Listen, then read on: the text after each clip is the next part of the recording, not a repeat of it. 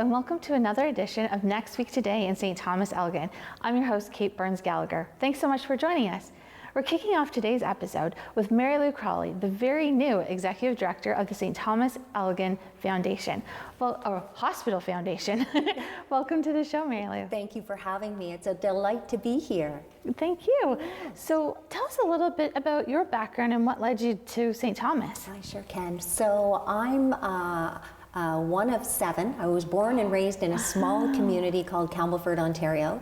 So a very small community, similar size to St. Thomas. My mom was a nurse at the emergency department and my father was a farmer. And at a very young age, my dad passed away when I was about a year. And 6 days after they buried my father, my mother delivered my baby brother, Joe. And so from that day, 6 months to February 21st, my mother developed her first brain tumor, and over the course of 17 years had 5 brain tumors and left her paralyzed from the neck down. Oh my word. So at a very young age, I saw the ambulance. I saw a small community come together and wrap their arms around these 7 children. And you know, you talk about healthcare at its best. We would see the ambulances coming in and out and mom going to appointments and whatnot. So for me, at a very young age, I was exposed to healthcare and the needs that you can do. So it really kind of, I think, stemmed. I had no idea that I would want to fundraise and be involved so much in these small communities, but it just kind of is in my DNA. It's about what I've experienced, and it's been a joy. So getting here to St. Thomas has been a real treat because, again, I find myself coming back to my roots, and really it's an opportunity for us as a community to come together and identify the needs of healthcare. And so it's sharing stories, it's having the opportunity to really learn from others and see how important it is for community to support its local hospital. And I can tell you firsthand that I've only been in my role 3 months, but STEGH is fantastic. The culture, the leadership, every staff member you meet is just got that warm, caring heart and commitment. And so it's been a true pleasure for 3 months to be here. Incredible. Yes. So your new role, well, new to you, is the Executive Director of the St. Thomas-Elgin General Hospital Foundation. Yes. So what does that mean to people watching? Yes, well, certainly. So I think for us, the way I like to simplify it is we are the link between the community and the hospital. So we are here in the community to bring awareness to the needs of the hospital. We are there, we are a separate entity, so we have our own board of directors and our own governance and finance committee. A lot of misconception in regards to thinking that the foundation is a department of STEGH. In fact, we are in the hospital, which is beautiful to be able to be there, but we are our own separate entity.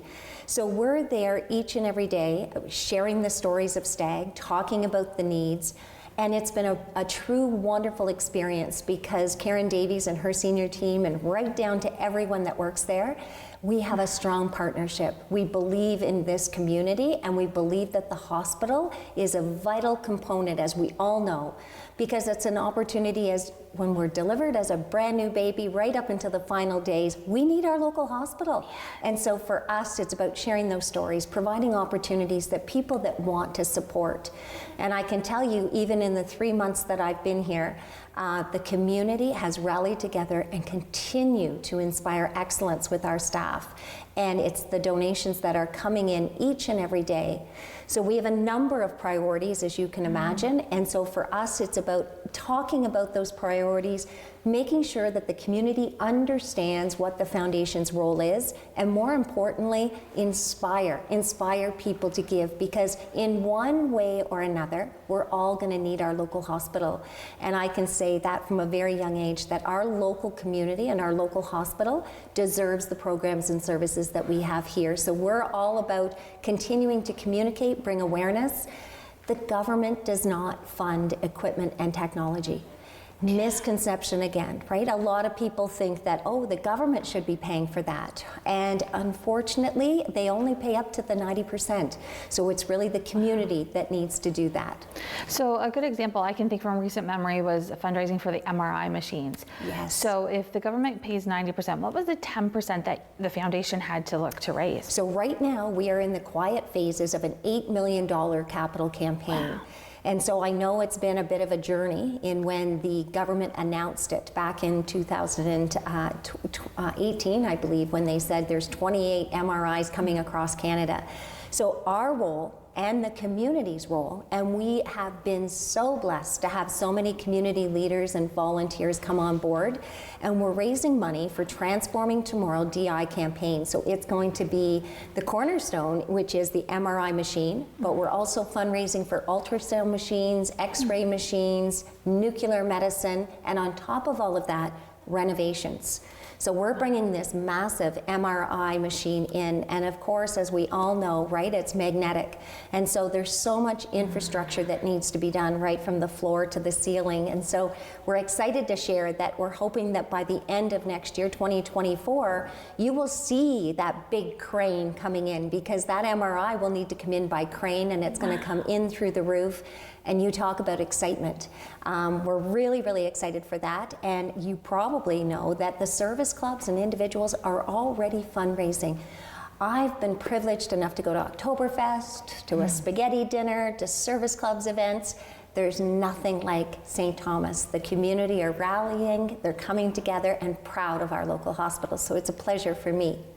Great. So what is the foundation looking at doing right now? You say you're in the quiet phase, but what are you building up to? Because I know the quiet phase means it's really, really busy behind the scenes. It sure is. So the quiet phase really means that we're putting the structure together. We're getting all the bones in order to be able to be out there and to be able to communicate more broadly to the community. So right now, the volunteers are having these one-on-one conversations. We're out making presentations to some of the service clubs. We're out there talking to some key leaders and community stakeholders to get their buy-in and support. And so we're hoping that in the next short while, probably within the next 6 months, we'll be able to come live to the community and be able to announce where we're at and really be able to communicate and share with the community how we need that support. So there'll be more awareness that will be pumping up from that, and we're excited to make that awareness. But again, the work that's involved, the meetings, the volunteers, I can't say it enough. We couldn't do it by ourselves. So we're very, very fortunate to have so many people in St. Thomas and Elgin County that are working besides us, and everyone's there for the common goal to reach that 8.1 Transforming Tomorrow campaign. Great. Well, Mary Lou, thanks so much for joining us today.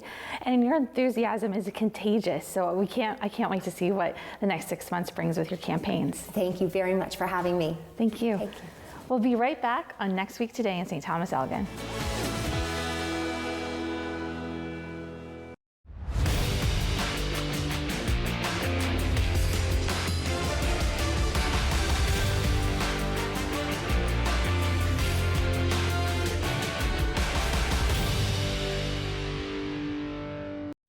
Hi, I'm Dawn Tucker from Align Yoga and Pilates Studio. Join me this fall on Rogers TV for Align Yoga, a chair yoga practice designed for all body types. Giovanni! Fire! The neighbor's farm is on fire! It's almost to the road! It's heading for us! Help me get the animals out of the barn! The fire's getting closer! I'm on the horse! The house is burning! Get out to the river! Get up! Can't leave everything! Careful! Don't fall! Come on! We have to hurry! I'm afraid! There's the river! We're going to make it! I can't swim! Yes, you can! Hurry! Hurry! You must get in! I can't! Watch out for sparks! His hair's on fire! Keep their hair wet! In May 1870, fires raged along the Saguenay River for more than 150 kilometers, destroying land and lives. One family survived by dousing themselves all night against the searing heat. One family, among the thousands whose resourcefulness and courage shaped the character of this land.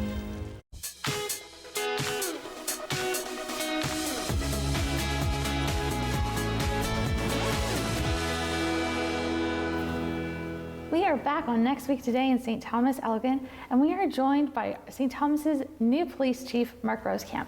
Welcome to the show, Marc. Thank you for having me. Glad to be here. Thank you. So tell us a little bit of history about how you became the police chief for the city. Sure. I've been a police officer in the city of St. Thomas for 25 years, a little over 25 years.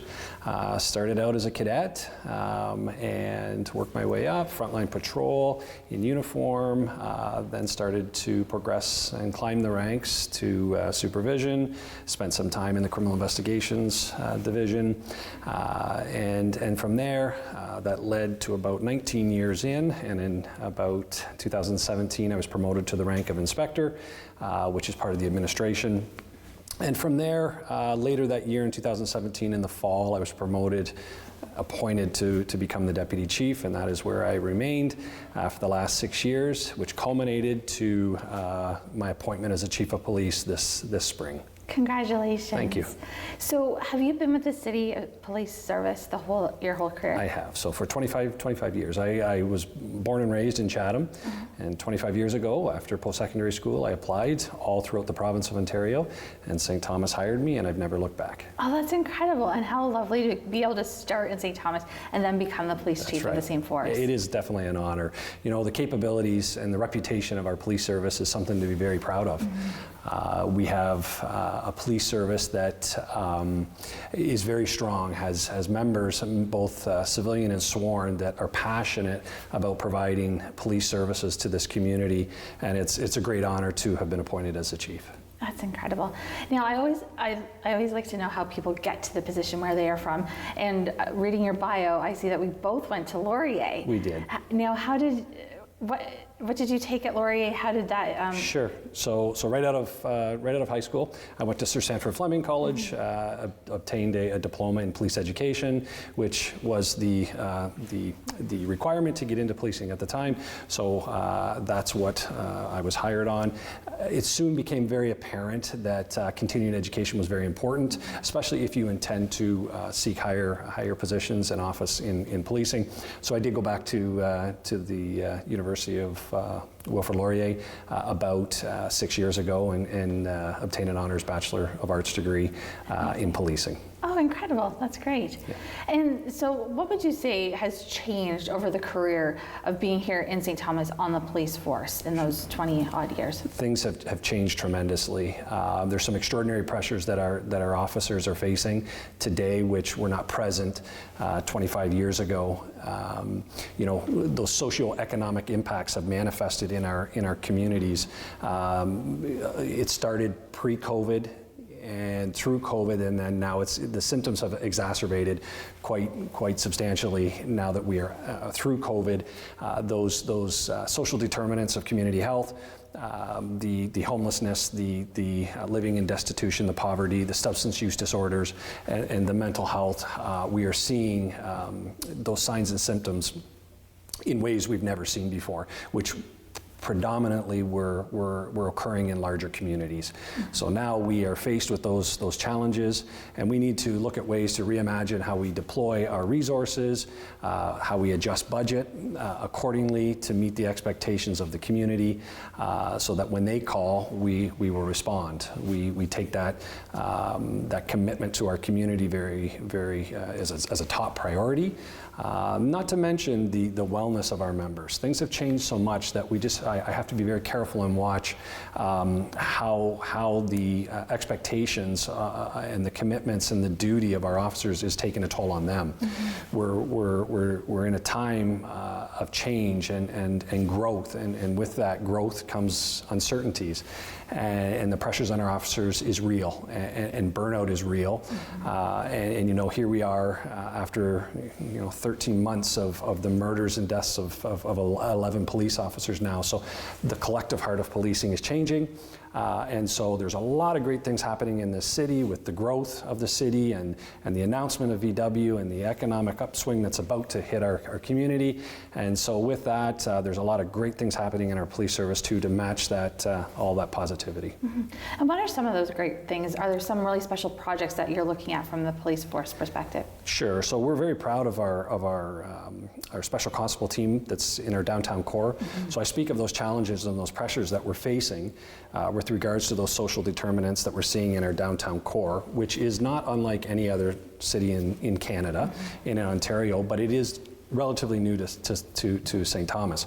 So our special constable team and our downtown core, a team of 6 special constables designed to connect our vulnerable population to healthy pathways. So that's a program that we're very proud of. Those officers, the special constables, are in our downtown core, and their presence allows the sworn officers, the police officers, to return to core functions.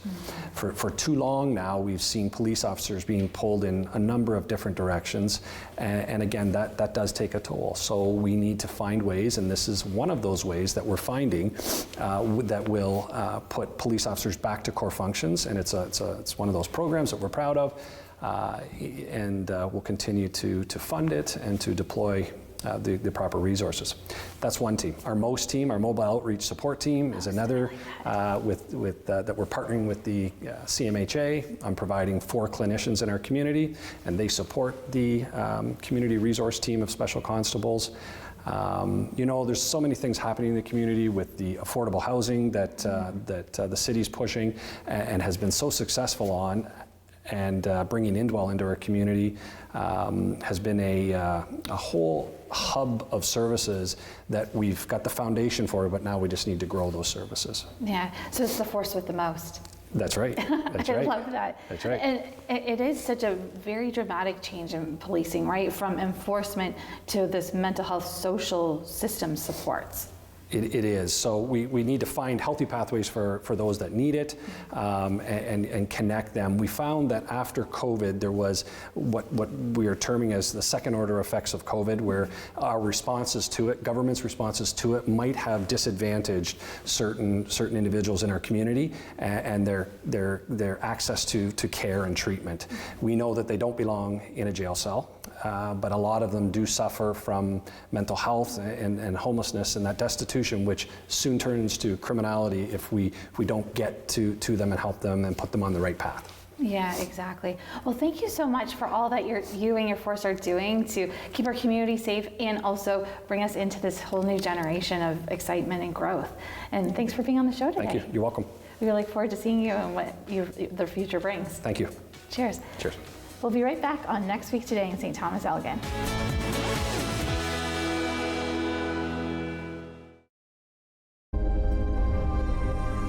Welcome to the traditional, ancestral, unceded territory of the Stalo people.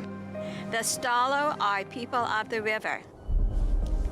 I'm so thankful for the courage and resiliency of our ancestors who lived on this land since time immemorial. Each of us have gifts from the Creator, and our Creator has a plan and purpose to be fulfilled in our territory. As we embrace our traditional teachings, we can lead the next generation into the fullness of what our Creator designed. Our shared history reveals a broken relationship, but as all Canadians commit to hear truth, acknowledge injustice, we can learn to walk in our traditional way, Letsamot, with a good heart and a good mind. Then all of our lives will be enriched. Kwasai. I belong here. You may think I don't fit in. That I don't look the part. But to me, curling is more than a sport. It's my community. Together, we can sweep away the barriers. Create spaces where we all belong. And experience the joy of curling. I belong here. We belong here. We unite, and united we curl.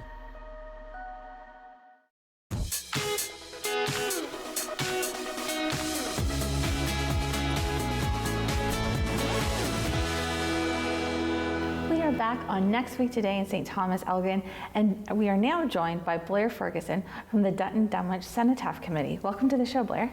Hi, thanks for having me. So tell us a little bit about yourself. So I'm 60 years old, I'm retired, and I've always been avid history nut, and I'm married. My wife's a professor of social work, and we have one son who's a musician, and he's 21 years old. Incredible. And have you lived in Dutton or Dutton Dunwich all your life? No, I grew up in Port Stanley. Oh, okay. And we moved to Dutton Dunwich, actually Wallacestown, 27 years ago. Oh, I love Wallacestown. And for those viewers who might not know, who are just in the St. Thomas area, Dutton's about 20 minutes west on Highway 3. Yep. Yeah, great. So the Dutton Dunwich Cenotaph Committee, you're the chair. Tell us how it got started and why. So again, I'm, a history nut, and I'm very interested in local history. And about 15 years ago, Dutton started getting me to be the guest speaker at the Remembrance Day ceremonies. And so I would, research one of the fallen from the area, or a couple of them, and that's what I would do my talk on. The Remembrance Day service is always very well attended, and it's great. It's at the community center, but the problem is when it comes time to the wreath laying ceremony, they hung the wreath on a 2x4 frame. So it lost that, whatever, there's like, it should be a solemn occasion and dignified, laying the wreath just isn't laying a wreath, it is, honoring our war dead. And so I just thought, this isn't doing what it should do. We have this great Remembrance Day ceremony, and we wrap it up by this. And so many of the men who lost their lives, especially in the Great War, First World War, have never been recognized. In the town hall, there's a plaque that was put up in the 20s by the Independent Order of the Daughters of the Empire, and they only list 7 men. There was 31 who lost their lives in the First World War. So those men, all of those men, have never been recognized for their service. And so it's time. It's time that they're recognized for the service, and it's time that cenotaph means empty tomb. And so basically cenotaph is supposed to be the grave of the fallen who are buried elsewhere, and I just felt it's time that we recognize them in the proper manner, and had a Remembrance Day ceremony worthy of, their feats. Exactly, yeah. So the committee, have you identified a location in Dutton where you're going to be having so the cenotaph is going to be in the Sons of Scotland Park. It's right across from the public school. So a big part of what I'm trying to do is education. History isn't taught like it was years ago, and so many kids have no idea. And if they have no idea, they're not going to prevent it from happening again, right? If you don't know your history, you're bound to repeat it. So in it being right across the school, they can come across the crosswalk. There's a crosswalk right there. They can come across and they can take part in the ceremony, even if it's just singing "O Canada" or whatever. They're there, and hopefully it will spark an interest even in a couple, right? And though they can make a difference. So in the Sons of Scotland Park, there's a splash pad on one side and a pavilion, and the cenotaph is going basically right in the middle of them, in the center of a grove of large, mature evergreens. So even though it's in a park, there's a splash pad right there and everything, it still gives you a place of solitude. Incredible. And so the committee, what's the work you've done to make sure that this happens? We're just doing a lot of fundraising. It's $140,000 is what we're looking at. It's a 5,000 pound block of solid granite.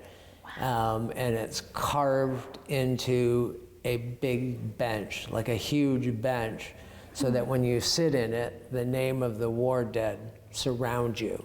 Amazing. And there's a section of the bench that's missing for a wheelchair to back in. So it's wheelchair accessible cenotaph. It's a big job. Yeah. Now, how can people contribute or even get involved if there's availability?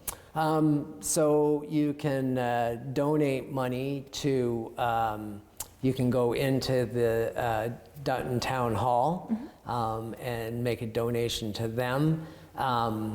Any donation over $25 gets you a tax receipt because we are a charitable organization. And many businesses have boxes in them around Dutton. Almost every business on Main Street has a box for you to donate.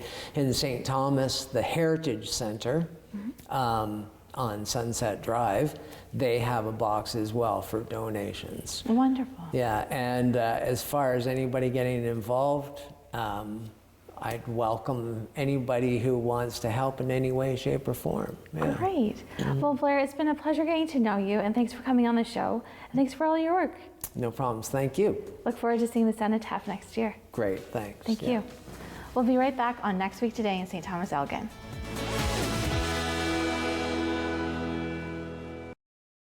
Paradise! Thursdays on City TV. I'm feeling anxious, a little nervous. Tanner's so hot. He's cute. He is really cute. It's hot. Everyone's coupled up. Damn. I'm not trying to betray you. She took a big-ass samurai sword and just drove it through my heart. That is some immature seriously. I mean, that's paradise, you know. Bachelor in Paradise. All new. Thursdays, 9, 8 Central on City TV. Or stream it on City TV Plus. So I've been a volunteer with Rogers for roughly 5 years, going on 6 years now. As a volunteer, I've learned how to properly manage with certain situations, how to, even as simple as cable wrap, how to use higher end cameras, how to fix little problems that most people wouldn't know how to do. I've learned how to do audio for live events. My advice is just try it.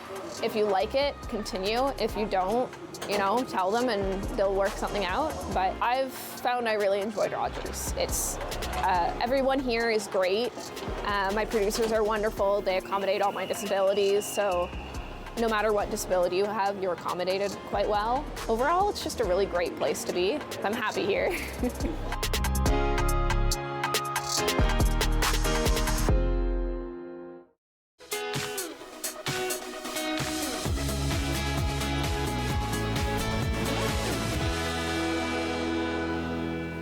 Welcome back to Next Week Today in St. Thomas-Elgin. Thanks to all of our guests for joining us today. We really appreciate them taking their time to share their stories and their experiences. If you have a show idea or would like to be on the show to highlight an event or community organization or even your business, please reach out to us on Facebook or Instagram or on rogerstv.com. We'd love to have you on the show to tell your story. That wraps up our show for today on Next Week Today in St. Thomas-Elgin. I'm your host, Kate Burns-Gallagher. Until next time, take care.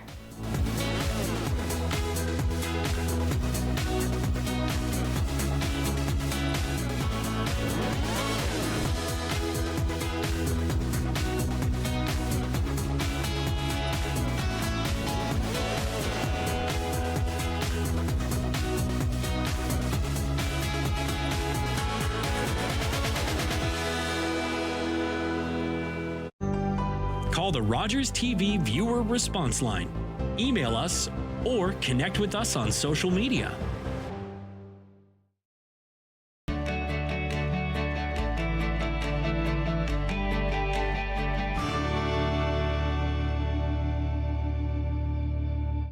Social media giant Meta is blocking access to news in Canada. Ongoing dispute over the Online News Act. Less news on your social media feeds. For up-to-the-minute information, connect with City News anytime, anywhere at citynews.ca. Questions are being raised. Or by downloading the City News app. Breaking news story. Stay informed with trusted local, national, and international news that matters to you.